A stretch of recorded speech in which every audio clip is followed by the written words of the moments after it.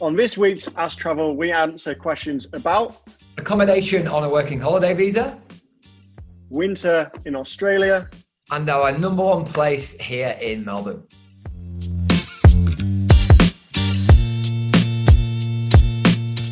Hi everyone, I'm Adam from Welcome to Travel. And I'm Daryl from Welcome to Travel, and this is Ask Travel, where we answer your travel questions. Sweet. So if you do have any questions at all, ask them in the comments below or on our Instagram, message us, anything you want, and we'll try and answer the best ones every week. So Daryl, I think you've got a question for me. Yes. So I'll start by asking you a question from Isla Reynoldson. So this was on our Instagram. What types of accommodation do people on working holidays usually stay in while they work? That is a great question, Isla. Thank you for the question.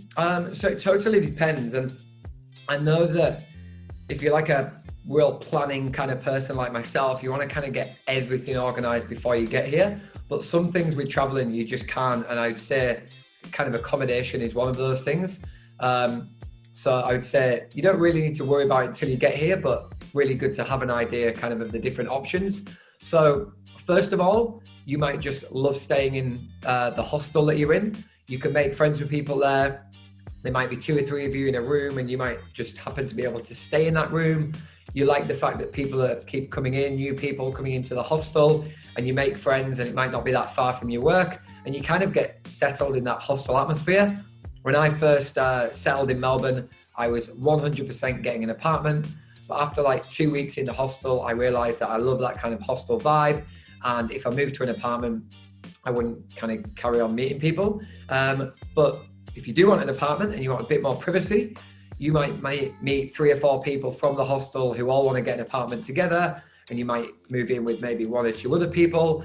And yeah, you can basically get a 3, 4, 5, 6 month short-term lease while you're here. And there's plenty of those available, and we help you with that when you're here.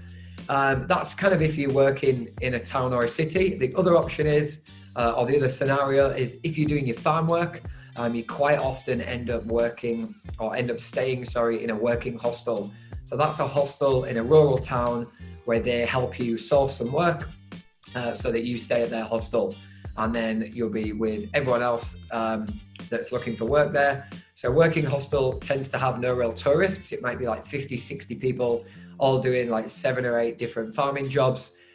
Really cool because everyone's in the same boat, ticking off the 3 months, great group vibe, everyone living for the weekend, and everyone's kind of in it together. So they're kind of the options, but please don't stress about it before you get here.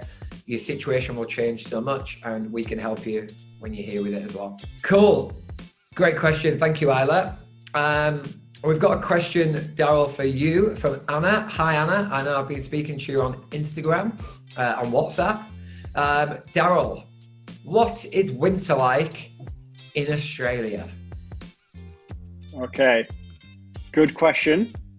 Great question.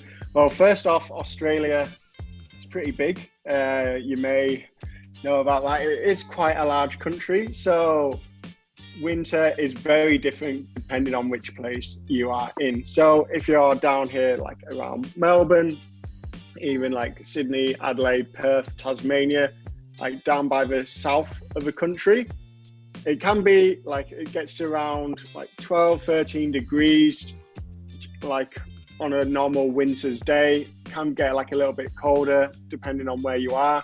Like, for example, just 3 hours away from Melbourne and also 3 hours away from Sydney as well, you've got the snowfields. Winter can be almost like winter wonderland if you're down in the south of Australia.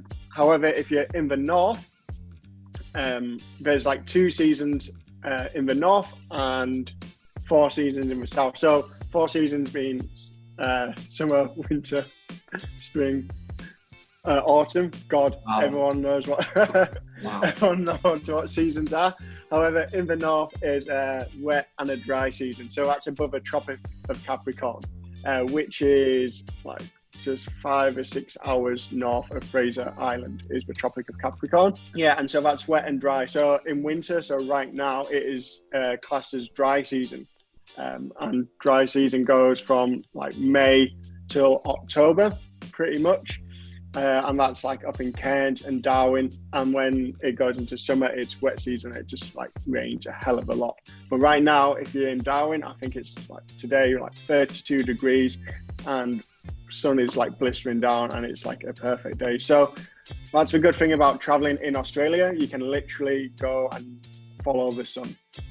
And the dry season and the wet season, they're both hot, aren't they? Just one's slightly cooler and not as humid. So the dry is like, in Victoria, we would go to Queensland on our holidays when it's winter here, because it'd still be like 26, 27, but without the rain, really. Yeah, exactly. We've had a great winter in Melbourne. It's been it's been amazing. Like every day.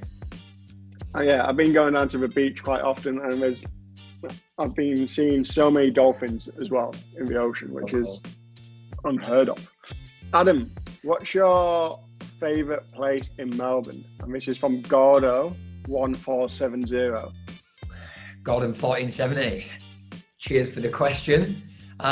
Favourite place in Melbourne? Well, I'm a bit of a sports nerd, and as a kid, I loved seeing the MCG, the Melbourne Cricket Ground, on telly. Never really thought I'd go there. But now, well, not right now, but in a normal year, I would quite often go there to watch the cricket, watch the AFL. It's an absolute incredible arena, holds 100,000 people, and it's just, it's just a great place, and it feels wholesome to be at the MCG. It feels right. It's got that full kind of walk down, like that 15-20 minute walk from the city, and you just kind of getting the butterflies, getting the feel for a game. And then, you're in this amazing stadium. So I would say the MCG would be my favourite place in Melbourne. I'd probably say it's Clouds from Welcome to Travel's favourite place as well. What about you, Daryl? Around the CBD, I would say Centre Place. So Centre Place is pretty much in the heart of Melbourne, and it's an amazing food laneway, great for breakfast, lunches, in particular. But the reason why I love it, I'm going to be honest, is because it's really cheap. It's like, you can go there for breakfast in the morning and it's like $5 for a coffee with a egg and mushroom like tortilla. $5, which is £2.50 in the middle of Melbourne. And it's really cool and quirky as well. It's loud, there's smells, there's amazing tastes. There's the same people you say hello to every day as well. So on that as well. But it's really cheap. Yeah. Fair enough.